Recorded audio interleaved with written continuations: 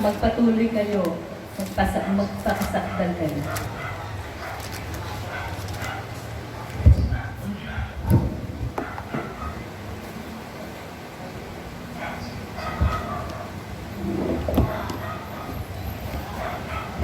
Good morning mga kapatid.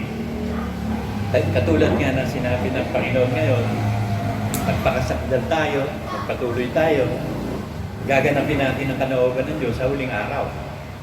Yung banal, magpapakabanal-banal. Sapagkat mayroong plano ang Diyos sa atin na napakagandang plano. Na itong planong ito, ang sisira lang nito, kung masisira man tayo. Kasi kay Lucifer, may magandang plano, sinira ni Lucifer. Mayroong magandang plano na nais na ibigay sa atin ng Diyos. At ito nga ang plano niya sa atin. Na kailangan panampalatayaan natin to at itaguyod natin ito, panatiliin natin ito, mabuhay tayo dito sa salita ng Diyos na ito, na ang banal, magpapakabanal-banal. Ito kasi yung plano niya eh. Pwede itong hindi mangyari kasi plano nga eh. Hindi naman lahat ng plano nangyayari. Pero yun ang magiging final stage kung gaganapin mo gusto niya. Si Lucifer nahulog nga eh, fallen star eh. Dead star na si Lucifer. Pero may plano sa kanya. Babasahin ko sa inyo plano sa kanya mamaya. Pero ito yung plano ng Diyos sa atin. Jeremiah 29:11. Sapagkat nalalaman ko ang mga pag-iisip na aking iniisip sa inyo. Sabi ng Panginoon, ang mga pag-iisip tungkol sa kapayapaan at hindi tungkol sa kasamaan. Upang bigyan ko kayo ng pag-asa sa inyong huling wakas. So yung ating huling wakas, ibig sabihin yung last stage natin o yung conclusion ng magiging buhay natin, napakaganda. Puspos ng kapayapaan at puspos ng pagpapala. Kasi si Lucifer nga meron eh, basahin natin yun sa Ezekiel 28:13-14. Ito yung plano sa kanya na hindi na mangyayari. Kasi naging si Satanas na siya eh.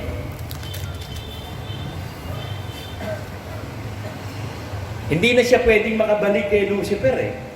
Kasi pinili na niya si Satan eh. Opponent na siya, pinagpatuloy niya, kalaban siya ng Diyos. Light bearer na siya noong una eh. Tagapagdala ng liwanag. Kaya nga Lucifer from the root word lucis. May dala siyang lucis. Naubos yung lucis eh. Nagdilim siya eh. Naging fallen star eh. Ito sabi ng Diyos sa kanya. Ezekiel 28:13-14. Ikaw ay nasa Eden. Nahalaman na ng Diyos. Lahat ng mahahalagang bato ay iyong kasuotan. Ang sardio, topasyo, ang diamante, ang berilo, ang onyx at ang haspe at sapiro. At esmeralda. At ang karbungo. At ang iyong at ang ginto. Lahat ng mga finest tsaka expensive gem dito sa mundo bumabalot kay Lucifer. Nung si Lucifer pa siya, nung nasa Garden of Eden pa siya. At ang ginto at pagkayari ng iyong pandireta at ng iyong plauta. The tabrets and thy pipes. So ibig sabihin, musical director to si ano eh. Music ministry ito, worship ministry si Lucifer eh. Nakahanda siya para sa langit. Pag nag-reunion na lahat ng mga banal, nagsama-sama na doon sa langit, haharap na tayo sa Ama, salak-salak sa mga anghel, si Lucifer ang magkukonduct ng worship. Napakagandang plano, di ba? Napakagandang plano. Pero natuloy ba? Nangyari ba? Hindi eh. Ito nangyari. At pagkayari ng iyong pandireta at yung plata ay napasa iyo sa kaarawan na ikaw ay lalangin, ay nahahanda.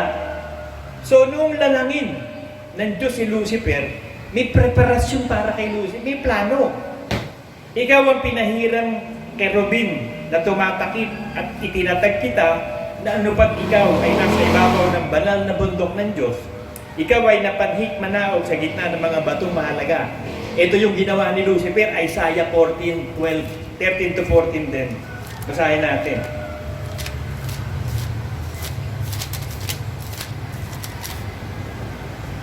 May plano ang Diyos kay Lucifer na tagapagdala ng liwanag, na musical director, worship conductor ka.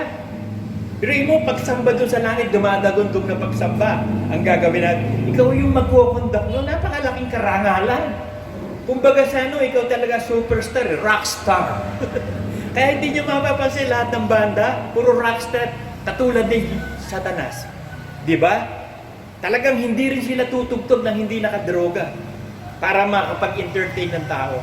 Eh ito'y forever and ever na droga si Taning. Wala ito sa sarili. Ito nangyari, basahin natin. Isaiah 14, 13 to 14 din. At sinabi mo sa iyong sarili, ako'y sasampa sa langit. Aking itataas ang aking lubrukan sa itaas ng mga bituin ng Diyos. At ako'y uupo sa bundok ng kapisanan, sa mga kaduluduluhang bahagi ng hilagaan. Ako'y sasampa sa itaas ng kaitaasan ng mga alapaap. Ako'y magiging gaya ng kataas-taasan. So may ambisyon siya maging Diyos din katulad ng Ama. Gayon may mabababa ka sa sure sa mga kaduduluduluhang bahagi ng hukay. Balikan natin yung Ezekiel 28. Tingnan natin kung ano pa nakalagay doon.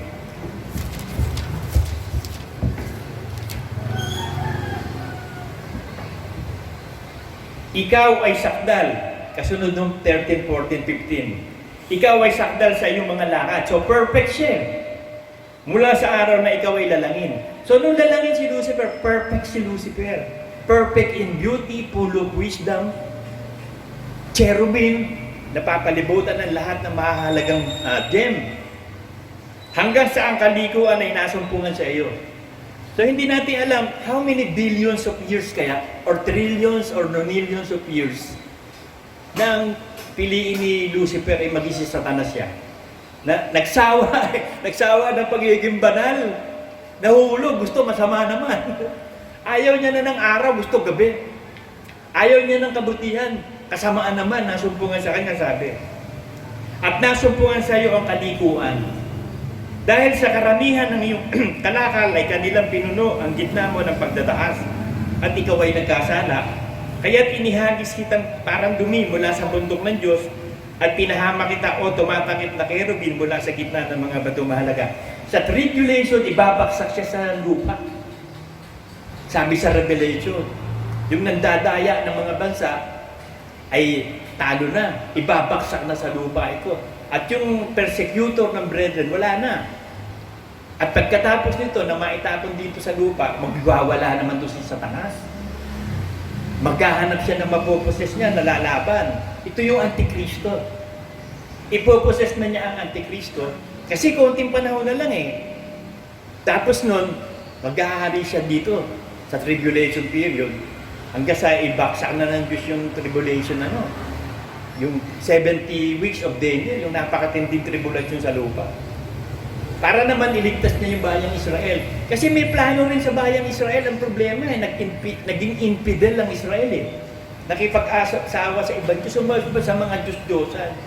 Kaya naging wandering Diyos sila Pumalat sila Pero kung may plano ang Diyos sa kanila, dahil ipinangako kay Amang Abraham, ipinangako kay David, so hindi niya lilipulin itong pinangakuan. Pero dadaan sa tribulation saints. Napakahirap ng dadaanan bago sila maligtas. Pero yun pa rin ang plano. Kasi yun ang plano ng Diyos talaga sa simula pa lang. Sabi sa Ephesians 1:4 Sa simula pa lang, yun ang plano. Katulad ng Panginoong Hesus.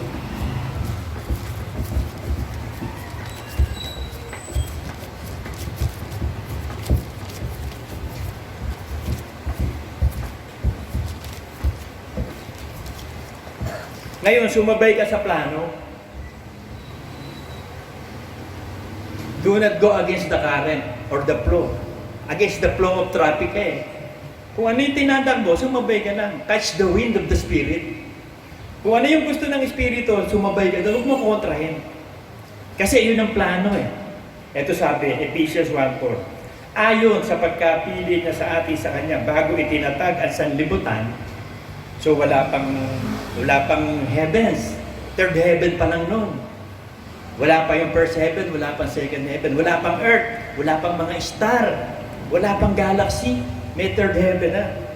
Itinatag siya upang tayo maging banal at walang dugi sa harapan niya sa pag-ibig. Na tayo itinalaga niya ng una pa sa pagkukukup na tulad sa mga anak sa pamamagitan ni Jesucristo, sa ganang kanya ayon sa minagaling niyang kalooban. So yun ang plano sa atin magiging katulad tayo ng Panginoong Jesus.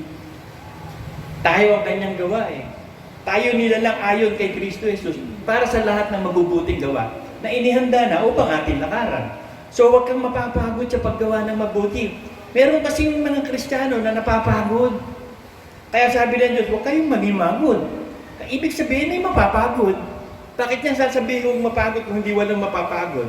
So warning yun Huwag kang mahuhulog sa sarili mong katiyagaan. Baka mamaya magsawa ka katulad ng Israel. Kalalabas lang ng Egypt Naghahanap na ng flowing of milk and honey. Asan yung pagpapala, Moses? Pagpapala agad. Excuse me. At hindi nila alam, bago ka pagpalain, dadaan ka muna sa hirap. No pain, no gain. Siyempre, sapiring muna bago ka luwalhatian. Nangyari sa Panginoong Jesus, sapiring muna bago ka luwalhatian O ganun din tayo. You have to suffer with Christ before you are glorified. Yun ang plano. Ngayon sumabay ka sa plano. Itong mga tao sa buong mundo, hindi pa nila nalalaman ang kalooban ng Diyos Kasi pag nalaman mo na ang kalooban ng Diyos, bakit ka nilikha? Bakit ka tinawag ng Diyos? Bakit ka hiniram? Para maging banal katulad ng Panginoon. Dahil plano ng Ama yun. Sa simula pa lang, gusto ng Ama na magparami siya. Magkaroon siya ng pamilya. Pamilya gusto ng Diyos, the family of God. Kaya niya ipinanganak ang panganay, si Kristo.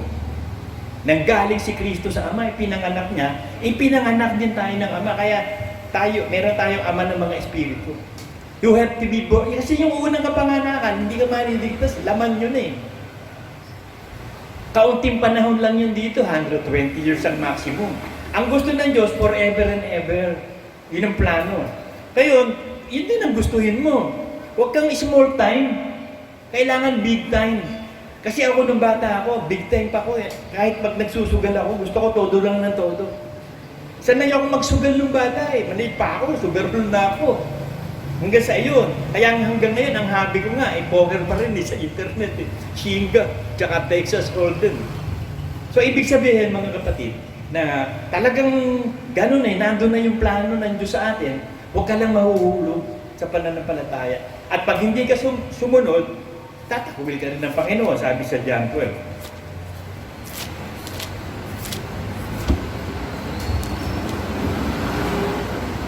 Kasi ikaw na magiging diferensya Wala nang diferensya sa Diyos Ginawa niya lahat Tinawag ka, hinirang ka, ibinigay sa iyo Espiritu Santo, sinangkapan ka ng loob ng lahat ng kaloob ng Espiritu Santo para makapamuhay ka sa lupa ng may kabanalan.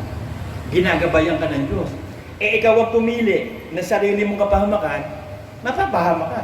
Kaya sabi, maliban doon sa pinili ang sarili kapahamakan Ito nga si Lucifer Nasa langit na, pinili pa yung sariling kapahamakan. Kaya sabi ng Diyos, work out your own salvation with fear and trembling. Kasi walang akasan dito. Sabi sa sabi sa Ezekiel 18:20 ang ganito.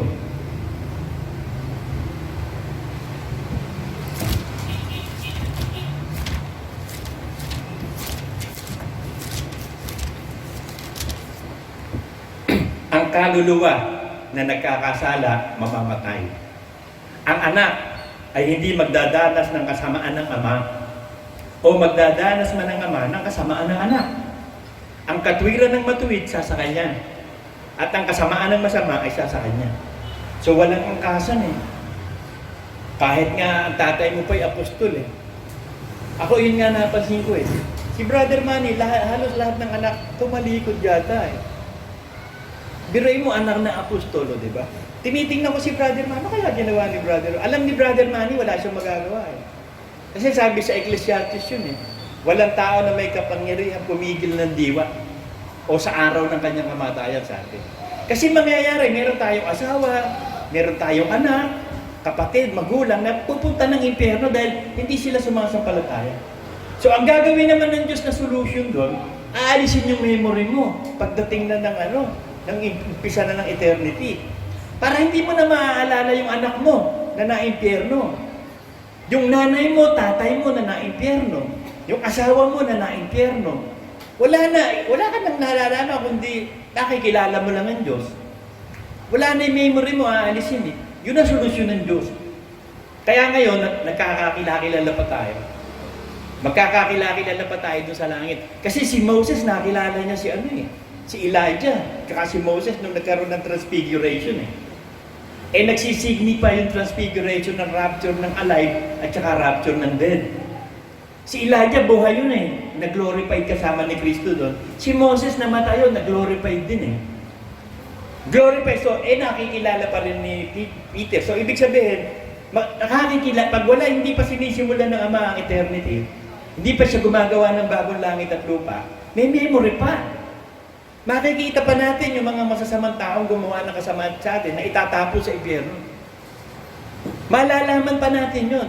Pero pagkatapos nun at gagawa na ng new heaven and new earth, wala nang aalisin na. Sabi sa Isaiah 65:17.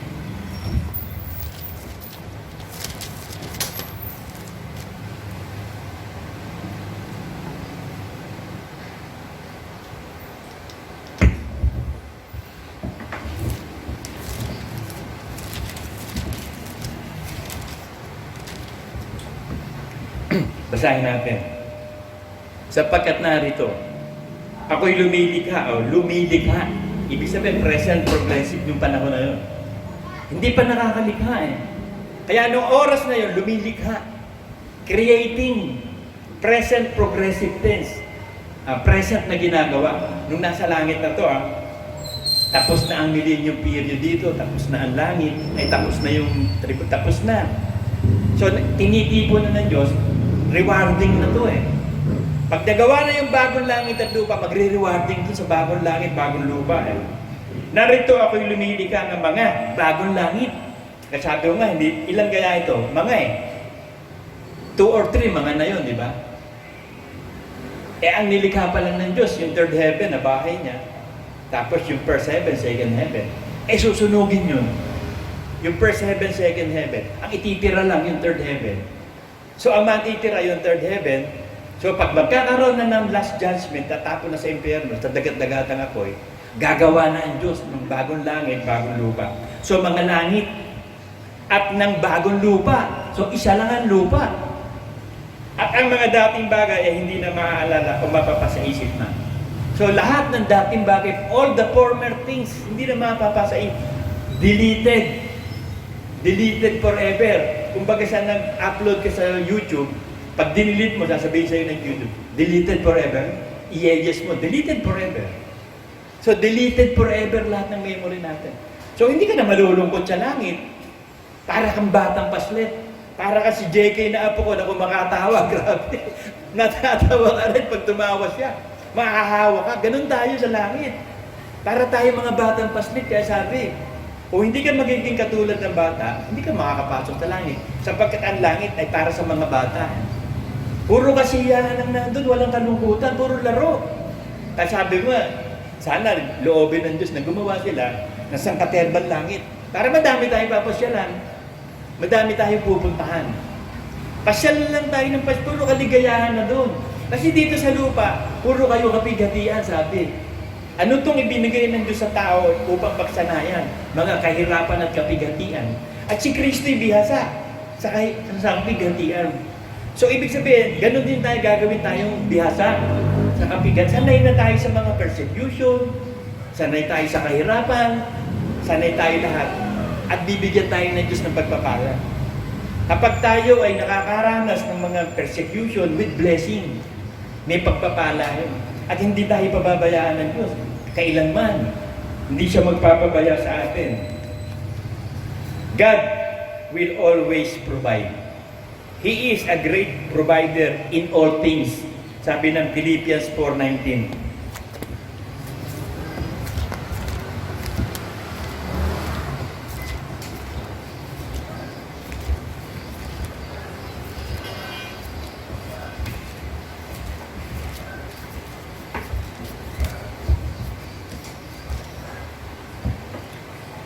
Datapwat mayroon ako ng lahat ng bagay at sumasagana. Ako'y busog, palibhasa'y tumanggap kay Epaprodito ng mga bagay na galing sa inyo. Si Epaprodito, siya nagdadala ng tithes at offering ng mga taga-Philippians. Kasi napakabuti ng Philippians. Kay Pablo. Hindi katulad ng mga Corinthians, carnal yun eh. Kaya 2 beses pa sulat na ang hahaba hanggang 15-16 chapter eh. Samantalang ang Philippians, ang Asia 4 chapter lang eh. Na isang samyo na masarap na amoy, isang handog na kaya-aya, na lubhang nakakalugod sa Diyos. So pag daw ikaw ay talagang nasa puso mo na talaga ang pagsunod sa kalooban ng Diyos, religiously, perfectly, nag-iikapotandog ka, hindi ka nagnanakaw, hindi ka nandadaya. Ito sabi ng Diyos, pupunan ng aking Diyos ang bawat kailangan ninyo ayon sa kanyang kayamanan, sa kaluwalhatian kay Kristo Jesus. So hindi ka mawawalan, hindi ka pagkukulangin kung magiging masunurin ka at huwag ka mahuhulog sa pananampalataya para makatira ka dun sa langit forever and ever. Kasi yung plano, yun pa lang eh. Bibigyan tayo ng mabuting kawakasan ng plano. Huwag kang gumaya kay si Lucifer. Pinili niya maging Satanas eh. Ganun ka din eh. Tupa kayo. Huwag mo piliin maging kambing. Kasi dati kang kambing na eh. Dati kang kambing, naging tupa. Ay nung maging tupa pa, magiging kambing ka. Anak ka ng Diablo nung una eh. Tapos ginawa kang anak ng Diyos. Eh babalik ka pa ba sa pagiging anak ng Diablo? Eh huwag ka naman tanga. Napakatanga mo naman. Minsan lang ang faith. Minsan lang ang pananampalataya. Minsan lang ang buhay. Isa lang ang buhay. Walang reincarnation. Walang karma. Walang karma siya. Yun, rebirth and rebirth yun eh. Halimbawa, sa mga Hindu pinaniniwalaan nila, nabuhay ka naman napakasama. Pag ipinanganak ka ulit, ipis ka. O kaya daga ka, o kaya napak-insekto ka, langaw ka. Hanggang sa maatin mo yung perfection. Ngayon, sila naman naniniwala sa reincarnation, yung mga Dalai Lama. Ibig sabihin ng Dalai Lama, yun yung mga dating naging emperor ng China na nabuhay ulit. Isinilang sa isang bagong bata. Maliit, naghahanap sila doon. Reincarnation naman yun. Puro kahangalan tong mga filosofiya ng mga Hindu eh. Hindi katulad natin na binuksan tayo sa isang katotohanan na talagang walang makapagsasarado. Pero ingat ka. Kasi baka mamaya hindi ka sumunod, hahatulan ka, sabi sa ng Panginoon. Nasa iyo eh. Ikaw na may kasalanan. Kaya sabi, yung misang naliwanagan na, misang nakalasap na ng katotohanan, nakaalam na ng kapangyarihan darating, at saka humiwalay sa Diyos, ay hindi na siya maaaring dalhin pang muli sa pagsisisi. At ito hahatol sa iyo, sabi. John 12:48, ang nagtatakwil sa akin at hindi tumatanggap sa aking mga pananalita ay mayroong isang hahatol sa kanya. Ang salitang aking sinalita ay isang sa kanya hahatol sa huling araw. Pero gagawa ang Diyos ng isang day, last day. The last day of judgment, the final judgment. Gagawa siya. So kung ano yung ginawa mo, ang salita ng Diyos ang hahatol sa ginawa mo. Pero kung ang ginawa mo, salita ng Diyos, paano ka hahatulan ng salita ng Diyos? Eh, yun ang ginawa mo. Kaya there is no more condemnation to those who are in the Word of God. Who walk not after the flesh, but after the Spirit. Nabubuhay na siya sa bagong pagkatao, hindi sa lumang pagkatao. Itinatakwil mo yung dating pagkatao kasi bulok yun. Katulad yun ng first heaven, second heaven, nasusunugin. Kasi bulok yun, nadumihan. Katulad ng earth na bulok. Junk yung earth eh. Kaya pinahintulutan ng Diyos, pagharian na ng demonyo eh. Bulok yan eh. So ang maghahari din dyan, bulok. Buloktorian. Sabi nga ni Pastor Phil, valedictorian. Buloktorian kayo. Buloktorian. Talagang kain kontra.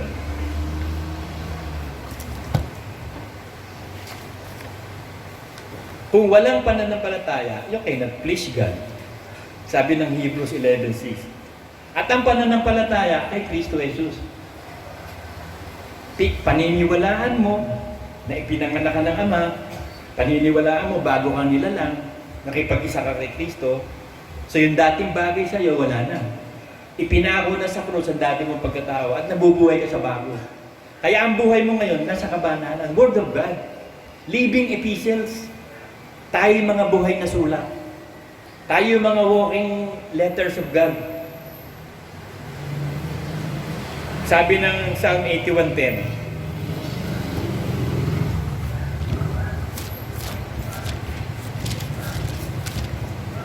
kasi may pangako siya ng pagpapala sa atin eh. Ibibigay ng Diyos ang lahat ng pagpapala sa atin. Spiritual, physical at material. Sasagana tayo sa lahat ng bagay.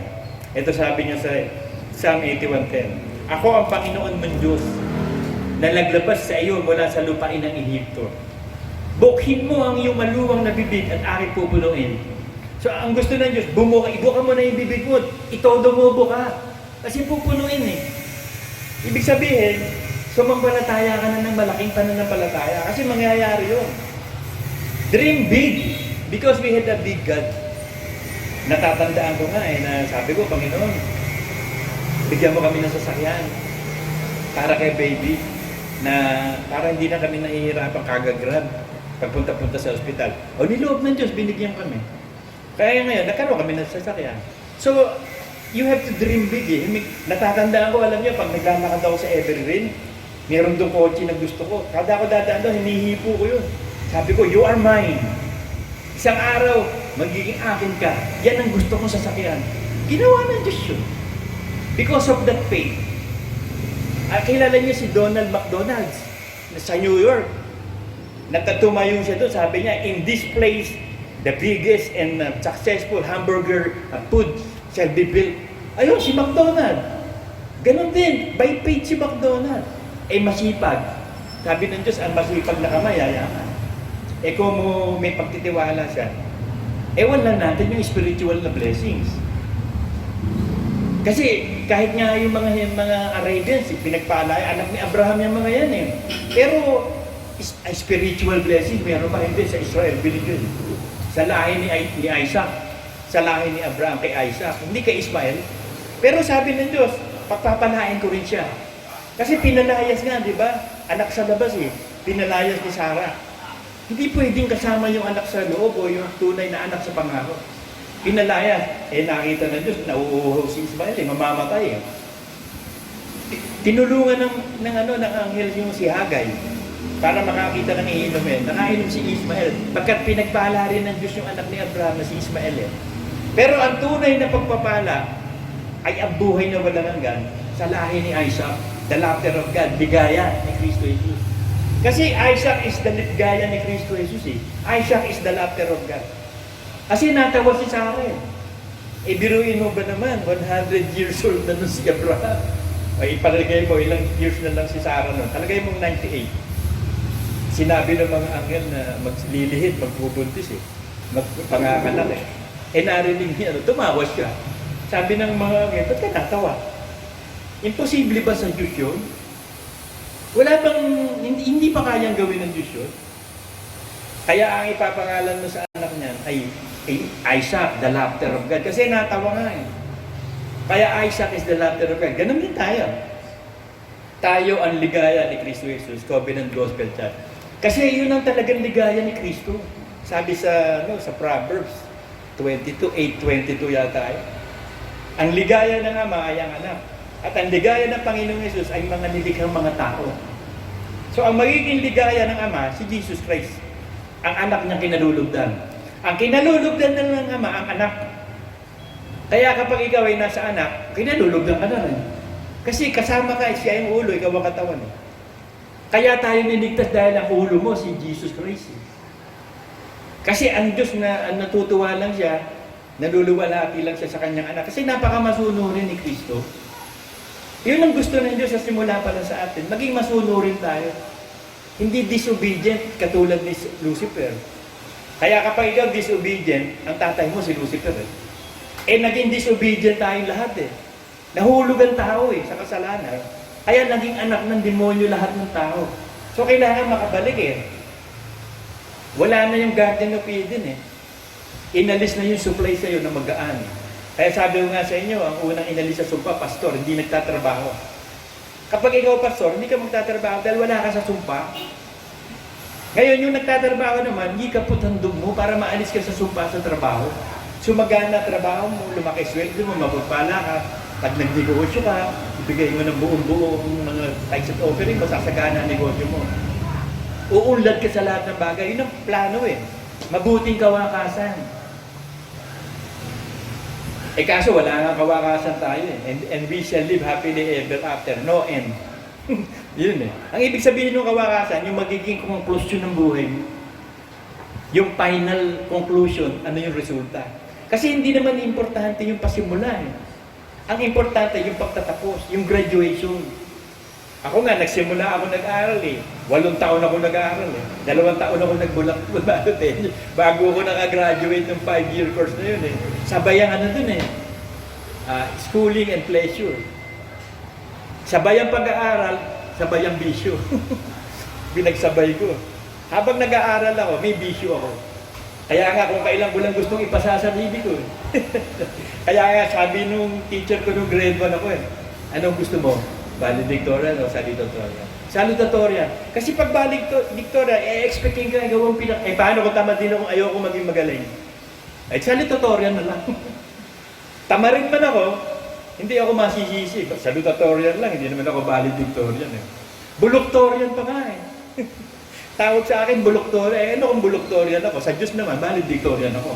Sa tao, buluktorian ako. Okay lang, no? Okay lang yun.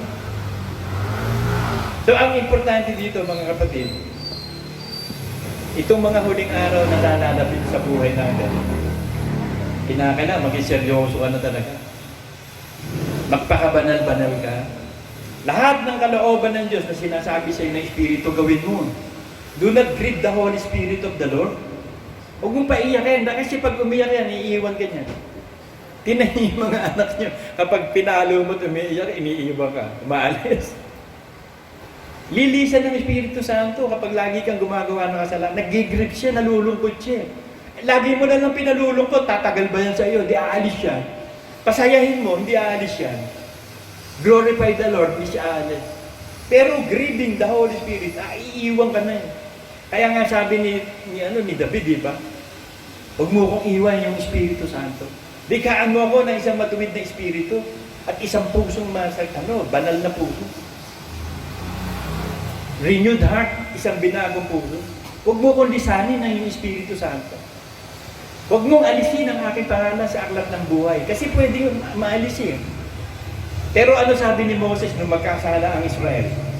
Di ba, nag-worship sila ng golden calf. Pagbaba ni Moses, sinira niya yung 10 Commandments. O ano sabi ni Moses sa Panginoon? Kasi namatay nun, 3,000 agad eh. Nilipol na yung Diyos lahat na sumamba sa Diyos-Diyosan. Sabi niya ni Moses, Panginoon, huwag mo silang patayin. Kung papatayin mo sila, alisin mo na lang ang pangalan ko sa aklat ng buhay. Ano sagot ng Panginoon? Hindi ko aalisin ang pangalan mo yung sa aklat ng buhay, bakit masunurin ka. Aalisin ko yung disobedient, yung sumusuway. So ganun din, pwedeng maalis. Pwedeng mahulog eh. Kaya siguraduhin mo kasi pwede eh. Sabi sa sa 2 Peter 3:17.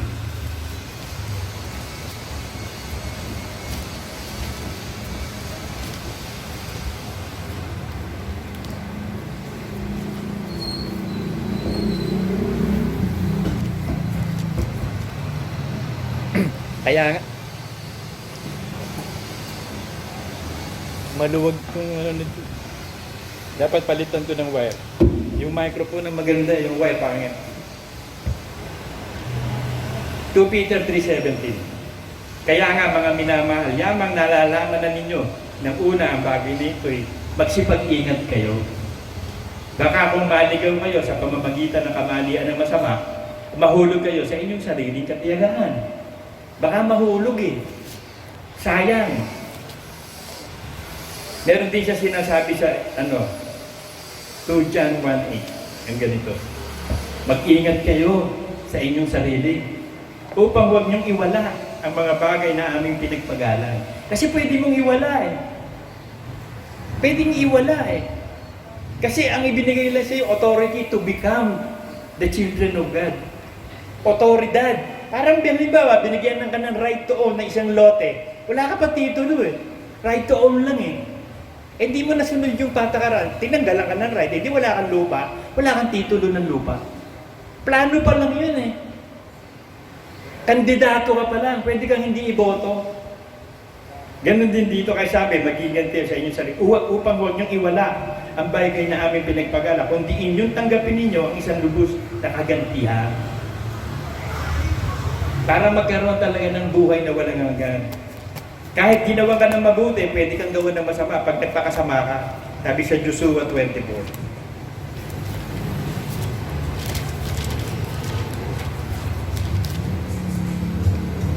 Joshua 24:20.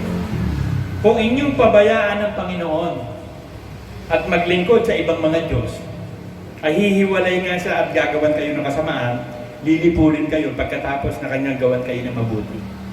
Hindi ko mo nagawan ka ng mabuti, anak kaya. Tupa kayo, kambing ka, naging tupa, ginawan ka ng kabutihan. Naging kambing ka ulit. Alam naman gawan ka pa ng kabutihan. Hindi na, may sungay ka na.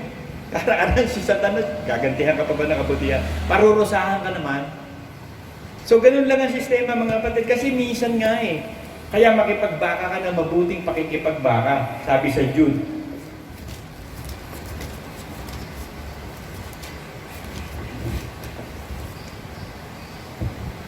Kaya ang ibinigay sa atin yung pag-asa, pananampalataya at pag-ibig. Yung pag-asa, we are saved by hope. Ngayon, yung hope mo na yun, gawin mo reality. Manampalataya ka talaga at umibig ka sa Diyos. Sundin mo lahat ng utos. Kasi yun ang greatest Yun ang kaligtasan kapag may pag-ibig ka talaga sa Diyos, sundin mo lahat ng utos. Kasi makikipagbaka ka nga Kasi minsan lang ibinigay ang faith. Isa lang ang pag-asa, isa lang ang buhay, isa lang ang Diyos, isa lang ang bautismo, laging isa, first love lang. And first love never dies. Yung mga first love nyo ba, it dies? Kahit nasa isip at puso nyo, mahal mo pa rin kahit pakain First love yun It never dies It will die only pag bago na langit at lupa. Ang love mo na lang ang Diyos, hindi na tao. Usually nga, yung mga hindi talaga may person, hindi nakakatuluyan di ba? Kahit sa pelikula Ang nakakatuluyan, yung hindi mga first love Kasi first love never dies talaga. Ito sabi niya sa Jude 3. Mga minamahal, samantalang ako'y totoong nagsisikap ng pagsulat sa inyo tungkol sa kalitasan nating lahat, ay napilitan akong sumulat sa inyo na inaaralan kayong makipaglabang masikap. Persevere. Magkaroon ka ng talagang sikap.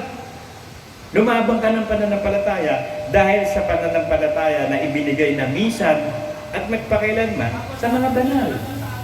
So minsan lang yun at magpakialaman, hindi na uulitin Walang reincarnation, walang karma, lahat yan wala yan. Wala yung reborn and reborn again. Born again, hindi yung reborn and reborn and reborn and reborn. Kasi nga gusto nila may pag-atulan ng purgatorio. Kung may purgatorio, magkakadayaan Bakit? Pwede naman pala ako. Tambay muna dun Tapos pag mapupunta rin ako sa langit, di gagawa na muna ako ng masama. Magpapalagay ako sa purgatorio. Kung kailangan magbayad, bayad ako. Pag nandun na ako sa purgatorio, pupurgahin ako dun Pag ubos na yung bulati ko, papunta na ako sa langit. Di ba ang ganda ng idea? Kaya kumite. Ang ganda ng idea na yun Tapos pati mga sanggol nilagay sa limbo. Samantalang ang mga sanggol, makasalanan yun, perfect yun. At timano sa langit yun. Kahit pitos pa lang yun, 30 years old ka pagdating mo sa langit. Pag nag-glorified body ka, kahit pitos ka pa lang. Kasi yung pitos may puso na yun. Ang unang nililikha ng Diyos, yung puso Kaya kita mo, may tibok yung nanay. Dalawa tibok Tumitibok yung tibok ng puso ng nanay. Tumitibok din yung pitos. May puso pinatay mo, nag-abortion. Di murderer ka na. Sa mundo, lalo sa US puro murderer yung mga ginawang batas yung abortion. Pinermanente yung kasalanan So mga kapatid, ito lang ang masasabi ko sa inyo na huwag kang maging tanga. Huwag kang maging katulad ni Satanas. Nasa langit na, lumampas pa. Huwag kang baka lumampas yun sa langit. Tatanda mo yung sabi ni Kaloy dito. Sabi sa akin ni Kaloy, hanga ako sa iyo, Larry. Talagang nung ma-born again ka, talagang wala kang ginawa kundi sumunod na sumunod Baka lumampas ka sa langit. Sabi ko, Mang Kaloy, alam nyo, yun ang sisiguraduhin ko, eksakto ako. Eksakto ako sa langit. Hindi ako kakapos, hindi ako lalampas. Eksakto ako. Amen?